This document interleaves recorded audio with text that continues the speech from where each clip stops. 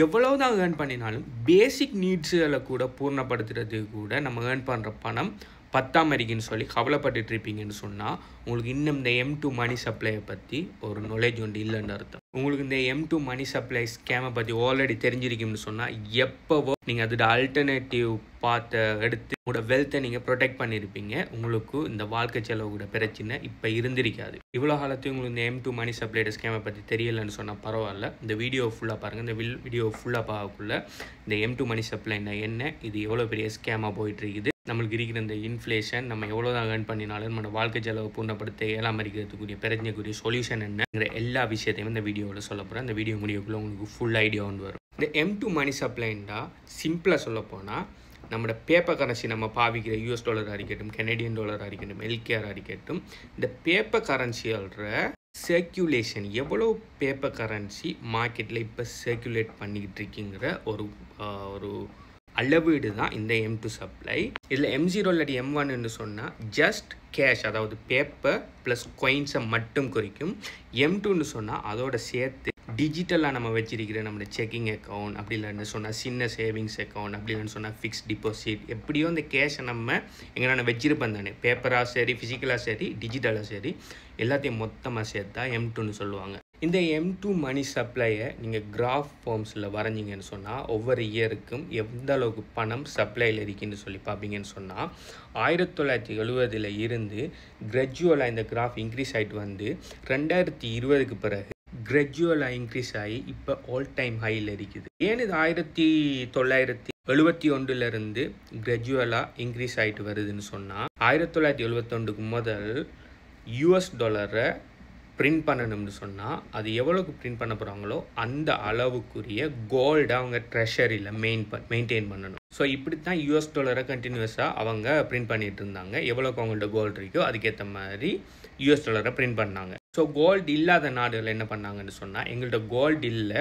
அதனால் நாங்கள் எங்களோட கரன்சியை பிரிண்ட் பண்ணுறதுக்கு US டாலரை எங்களோட ட்ரெஷரியில் வச்சு அதுக்கேற்ற எங்களோட நாட்டு கரன்சியை பிரிண்ட் பண்ணுறோம். ஏன்டா US டாலருக்கு கோல்டு பெக் பண்ணுது, ஸோ எங்களோட கரன்சியை நாங்கள் US டாலரை பெக் பண்ணுறோம்னு சொல்லி வேறு சின்ன நாடுகள் US டாலரை பெக் பண்ணி அவங்களோட கரன்சியை பிரிண்ட் பண்ண ஆரம்பித்தாங்க. ஸோ இப்படி எல்லாமே சரியாக போயிட்டு இருக்கக்குள்ள 1971 இவங்களோட நிறைய வார்ஸுகளுக்கு அப்படி இல்லைன்னு சொன்னால் இதுகளுக்கு, அதாவது கவர்மெண்டில் இருக்கிற கரப்டட் பீப்புள்களுக்கு நிறைய பணம் தேவைப்பட்டதால் 1971 பிரசிடென்ட் நிக்சன் என்ன பண்ணினான்னு சொன்னால் இதுக்கு மேலே நாங்கள் கோல்டை பெக் பண்ணி பணத்தை பிரிண்ட் பண்ணுறதில்ல, கவர்மெண்ட்டை ட்ரஸ்ட்டை பில்ட் பண்ணி, அதாவது நாங்கள் சொன்னால் நாங்கள் எக்கானமியை பார்த்து ஒரு டிசைட் முடிவுண்டு எடுத்து அதுக்கேற்ற மாதிரி நாங்கள் பிரிண்ட் பண்ணணும் இல்லையான்னு சொல்லி நாங்கள் விரும்பின மாதிரி நாங்கள் பிரிண்ட் பண்ணுவோம்னு சொல்லி 1971 நினச்ச மாதிரி கொஞ்சம் கொஞ்சமாக பிரிண்ட் பண்ண ஆரம்பித்து அப்படியே கூட்டிகிட்டு போய் இது பார்த்தீங்கன்னு சொன்னால் கோவிட் டைமில் 2020 கோவிட் டைமில் நிறைய பிஸ்னஸ் ரன் ஆகலை, எக்கனாமிகள் டவுனில் போயிட்டு இருக்கக்குள்ள என்ன பண்ணாங்கன்னு சொன்னால் மக்களுக்கு பணம் தேவை, ஆனால் பிஸ்னஸ்கள் ரன் ஆகலை. பிஸ்னஸ் ரன் ஆகினா தான் எக்கனாமி பூம் ஆகும், எக்கனாமி பூம் ஆகினா தான்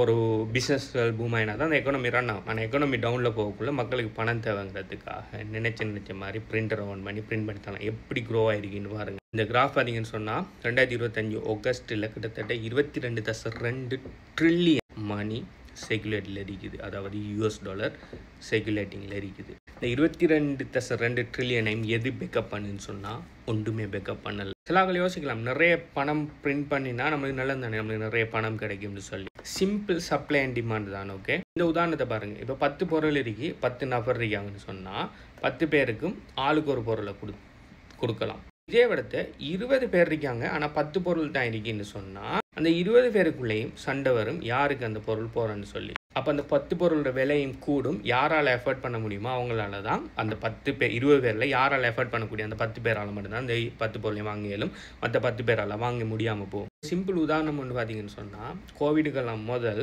கனடாவில் நீங்கள் இருந்திருப்பீங்கன்னு சொன்னால் நீங்கள் உதாரணத்துக்கு ஒரு $10 பார்த்தீங்கன்னு சொன்னால் ஒரு கொம்போ மீல் வாங்கலாம், ஒரு சாப்பாடு, அது கூட ஒரு ட்ரிங்க், அதோட சேர்த்து ஒரு ஃப்ரை, ஒரு கொம்போ மீனை நீங்கள் ஒரு $10 வாங்கலாம். ஆனால் அன்றைக்கி பார்த்தீங்கன்னு சொன்னால் ஒரு ஃபுல் கொம்போ வாங்கணும்னு சொன்னால் உங்களுக்கு மினிமம் $20 தேவைப்படும். அன்றைக்கு வாங்கின அதே கொம்போ தான் இன்றைக்கு நீங்கள் வாங்குறீங்க. என்ன அந்த கொம்போவில் இருந்த பர்கர் சைஸ் இப்போ குறைஞ்சிருக்கும், ஸ்டில் நீங்கள் அதுக்கு கொடுத்த டபுள் மடங்கு இப்போ பே பண்ணுறீங்க. இப்படி காரணம் என்னென்னு சொன்னால் பணம் இது பிரிண்டிங் அதிகரித்ததால் பணம் கூடுதலாக இருக்குது. ஆனால் அந்த பணம் வாங்கக்கூடிய அந்த பொருட்கள் ஒரு லிமிட்டில் தான் இருக்குது. அந்த பொருட்கள் ப்ரொடியூஸ் ஆகிற வீதத்தை விட பணம் ப்ரொடியூஸ் ஆகிற வீதம் கூட்டிகிட்டு போகுது. இன்னொரு உதாரணம், இப்போ கவர்மெண்ட் ஒரு சூப் கடைன்னு வைங்க, சூப் காய்ச்சிற நம்ம குடிக்கிற சூப் காய்ச்சிற கடைன்னு வைங்க. டெய்லி நிறைய பேர் வந்து அவங்கள்ட்ட சூப் வாங்கி குடிச்சு போட்டு போகிறாங்க. ஆனால் கவர்மெண்ட்டுக்கு பார்த்தீங்கன்னு சொன்னால் ஒரு பேராசொண்டு வந்து என்ன பண்ணாங்கன்னா, நிறைய பேருக்கு நம்மளுக்கு நிறைய சூப் வேணும், அதனால் நம்ம என்ன செய்வோம்னா இந்த சூப்புக்குள்ளே நிறைய தண்ணி ஊற்றுவோம், ஸோ நம்மளுக்கு நிறைய சூப் கிடைக்கும் சொல்லி அந்த சூப்புக்குள்ளே நிறைய தண்ணி கலந்துக்க ஆரம்பிப்பாங்கன்னு சொன்னால் என்ன நடக்கும், அந்த சூப்போட டேஸ்ட் குறைஞ்சிட்டு போகும். சேம் திங், அவங்களுக்கு கூடுதலாக பணம் தேவைங்கிறதுக்கு எந்த விதமான பேக்கப்பும் இல்லாமல் எந்த விதமான ஸ்பைசஸும் ஆட் பண்ணாமல் ஜஸ்ட் தண்ணியை ஊற்றிட்டு போகிறாங்க, அதாவது பிரிண்ட்டை மட்டும் பண்ணிட்டு போகிறாங்க.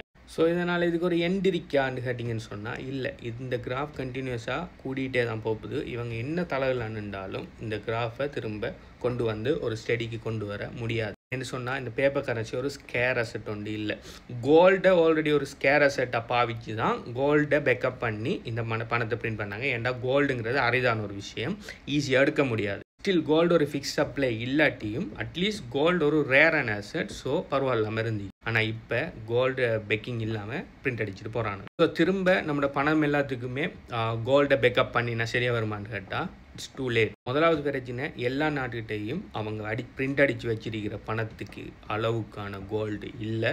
ரெண்டாவது, டோட்டல் மணி சப்ளை எடுத்தால் அதுக்குரிய கோல்டு இவங்கள்ட்ட எடுக்க முடியாது, இட்ஸ் இம்பாசிபிள். ஓகே, ஆல்சோ இப்போ கோல்டோட ப்ரைஸ் இப்போ பேக்கப் பண்ணி ஏதோ செஞ்சு கோல்டோட ப்ரைஸ் கூடுதுன்னு சொன்னால் என்ன பண்ணுவாங்கன்னு சொன்னால் நிறைய பேர் நிறைய கோல்டை தேட ஆரம்பிப்பாங்க.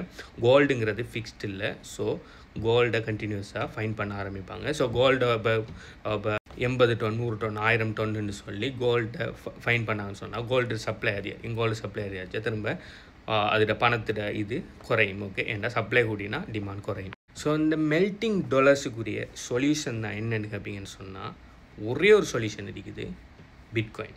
என்ன காரணம்னு சொன்னால் பிட்காயின் சப்ளை ஃபிக்ஸ்ட். உலகத்துக்கே 21 மில்லியன் பிட்காயின் தான் பாரத்துக்கு இருக்குது. அதுக்கு மேலே ஒரு பிட்காயின் கூட கவர்மெண்ட் நினைச்சாலோ பேங்க் நினைச்சாலோ ஒரு கண்ட்ரி நினைச்சாலோ எந்த கொம்பன் நினைச்சா கூட ஒரு பிட்காயினை கூட எக்ஸ்ட்ராவாக கொண்டு வர முடியாது. ஏண்டா பிட்காயின் ஒரு டீசென்ட்ரலைஸ்ட் நெட்வொர்க், உங்களையும் என்னையும் மாதிரி இருக்கிற உலகம் பூரா இருக்கிற நிறைய மைனஸ்ட கண்ட்ரோலில் இருக்குது. அனைமானாக்கள் பிட்காயினை குறைச்ச உடனே பிட்காயினை டேர்ன் ஆஃப் பண்ணலாம், பிட்காயினை கவர்மெண்ட் பேன் பண்ணலாம், முடியாது. 16 வருஷமாக அவங்களும் ட்ரை பண்ணிட்டு தான் இருக்காங்க, இன்னும் முடியாமல் தான் இருக்குது.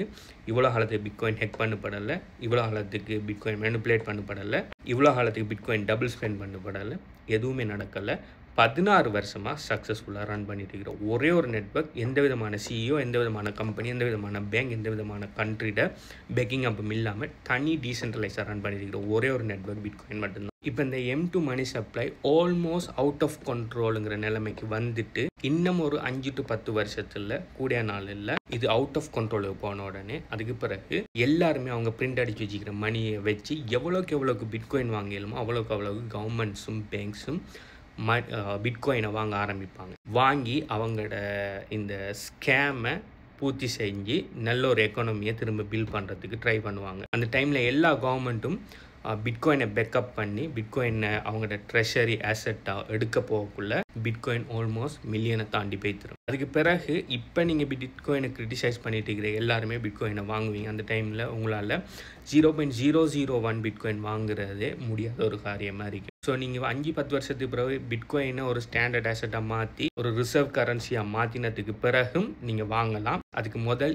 இப்போவே உங்களோட இன்ஃப்ளேஷன்லேருந்து உங்களோட ஹார்ட் ஒர்க்கை ப்ரொடெக்ட் பண்ணணும்னு சொன்னால் இப்போ கூட நீங்கள் பிட்காயினை வாங்கி உங்களோட ஹார்ட் ஒர்க்கை ப்ரொடெக்ட் பண்ணணும். எய்தவே நீங்கள் பிட்காயினுக்குள்ளே வாரது 100% ஷுவர். ஆனால் எந்த டைமில் நீங்கள் அதை அண்டர்ஸ்டாண்ட் பண்ணி எந்த அளவுக்கு ஏர்லியாக வாரீங்களோ அந்த அளவுக்கு உங்களுக்கு பெனிஃபிட் கூட. ஸோ இதுக்கு பிறகும் இருந்துட்டு நான் எவ்வளோ ஏர்ன் பண்ணாலும் பத்தது இல்லை, நான் 2 தொழில் செய்கிறேன் காணாமல் இருக்குது, வாழ்க்கை செலவு கூட்டிகிட்டு போகுதுன்னு சொல்லி சும்மா புலம்புறதை விட்டுட்டு எவ்வளோக்கு உங்களால் பிட்காயின் அக்யூமுலேட் பண்ணுமோ அவ்வளோக்கு பிட்காயின் அக்யூமுலேட் பண்ணுங்கள். இன்னொரு 5-10 வருஷத்தில் நீங்கள் ஃபைனான்ஷியல் இண்டிபெண்டன்ஸுக்கு போகலாம். இதனோட financial advice, two your own research. Bitcoin சம்மந்தமாக நிறைய வீடியோஸ் போட்டிருக்கிறேன், படிங்க, ரிசர்ச் பண்ணுங்கள். நான் சொல்கிறேங்கிறதுக்கு அப்போ எதையும் செய்ய வேணாம், நீங்கள் படித்து ரிசர்ச் பண்ணி உங்களோட மனசு என்ன சொல்லுதோ அதை போய் செய்யுங்க. பிட்காயின் ரிலேட்டடாக மேலே டீட்டெயில்ஸ் வேணும்னு சொன்னால் இதை வாங்குற எப்படி, இதை எப்படி ஸ்டோர் பண்ணுற அப்படின்னு சொல்லி மேலே தகவல்களுக்கு இந்த வீடியோ நீங்கள் பார்த்துட்டு டைமுக்கு இந்த வீடியோக்கு எத்தனை லைக்கிறீங்கிறத கீழே கமெண்ட் பண்ணுங்கள். சம்மந்தமான மேலே டீட்டெயில்ஸ் தரேன். பை.